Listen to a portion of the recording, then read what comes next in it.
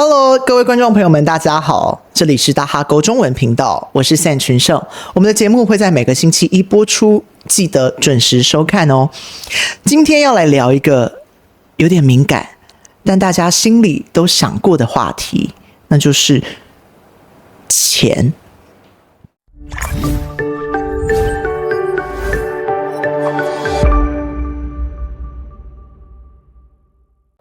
长大以后，我们都在学怎么生活，但有的时候也在学怎么拿捏孝顺和自由之间的那条线。掌声欢迎我们今天的来宾 Joy。 大家好，我是 Joy。 OK， Joy， 你简短介绍一下你现在的工作。好，我就是我们公司是做鞋子的，然后你是在鞋厂的行政部门。对，行政部门。然后在越南工作大概5年。哇，5年了。对 OK， 那也蛮久的。你觉得一旦开始工作就应该寄钱回家帮助父母吗？我觉得假如父母真的很需要你的经济帮忙的话，我觉得对，需要。就是因为我有能力我可以帮助父母的话，我觉得是必须要帮助的。有能力帮多少就帮多少，对不对？ OK， 但也不是无上限，就是也要取决于我自己的经济能力。你觉得在你看来，和父母分担经济是责任还是出于自愿？我觉得基本上是算自愿，我觉得它不应该是责任。可是我觉得其实有很多父母会把这个当成是孩子的责任。对，我觉得这不太好。对，因为应该说父母当初在决定要生下你这个孩子的时候，钱就要先考虑到经济状况。对，可能以前父母没有想这么多，但我觉得现在这个时代，就是我们应该这一代的人都蛮会为这个着想的。对，我觉得其实有一些父母都会觉得说，孩子大了，就要开始去赚钱，对，去养家，对，甚至会情绪勒索小孩。对，这个我也身边蛮多朋友有这个案例。对，但是我觉得小孩不能是赚钱的工具。对，在你生小孩之前，你就要想好这个问题。对，就假如父母当初经济是不足以去养育一个小孩的话，我会建议也不要生。对不对 ？OK。你有没有过那种就是在为自己存钱和帮助家里之间为难过？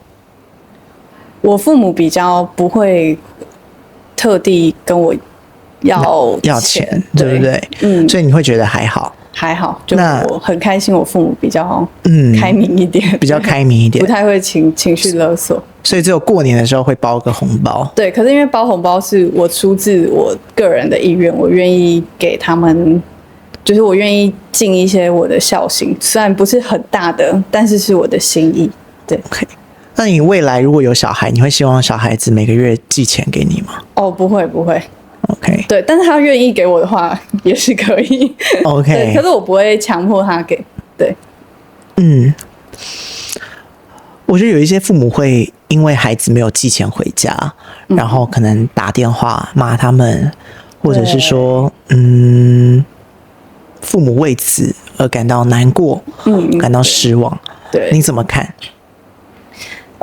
我自己是很不认同这个想法的。对，但是因为毕竟上一代他们的观念跟我们就比较不太一样，以前生小孩可能就是为了下一代传宗接代，然后让家里有人力去种田，去工作。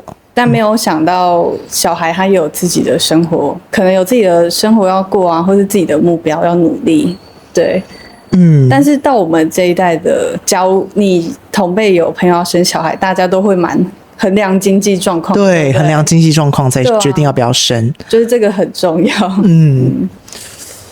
对，我觉得真的是，我其实自己本身啦，我也有面临过这样子的一个小小的情况，就是你的父母也会，可能不是我，可能我父母觉得还好，可是我的亲戚可能会说闲话。对，他们会说，你怎么没有每个月寄钱啊？或者是你应该要怎么做才是孝顺的表现？但是我觉得我总是跟他们说，就是我现在还在属于刚出社会的阶段，那还没有这么多钱可以分担，但是还是会每个月还是会固定寄钱，但是没办法寄那么多。所以你每个月都有固定的金额给父母的家用？对，虽然不多，可是可能亲戚就会闲话说，你可以再给多一点什么什么的。所以你的亲戚他们都知道金额是多少？他们会去猜测这件事情，然后他们就会觉得说，对，所以我其实有的时候压力会觉得很大。那我可以问一下你们的那些你的表兄弟姐妹，他们也都会给父母钱吗？有一些会。也不是每一位都有。对，所以我觉得这真的是一个家庭很大的一个问题。对啊，对，所以如果每个月固定都有金额是扣掉的话，对，经济是会有一点小压力。对，所以我觉得我其实要跟所有在看我们节目的爸爸妈妈说，就是有的时候要给孩子一点空间了。对，就是不要太逼迫他们。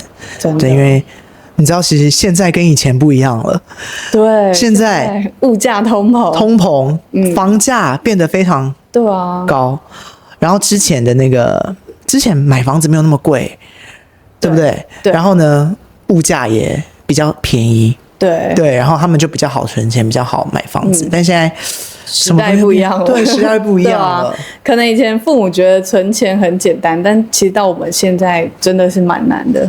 对，所以还是希望所有父母们可以好好去衡量这件事情。那你觉得怎么做才可以表达孝心，又能保持自己的财务独立呢？我觉得其实蛮多父母应该都很注重孩子的陪伴。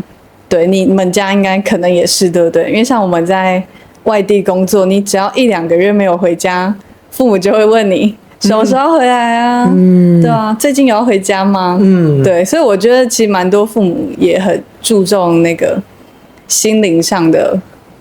对，所以表达孝心的方式不一定是给钱，对，而是陪伴，对，而是关心，对吧？对，所以我觉得体谅很重要。对，双方的体谅，互相体谅，互相帮忙。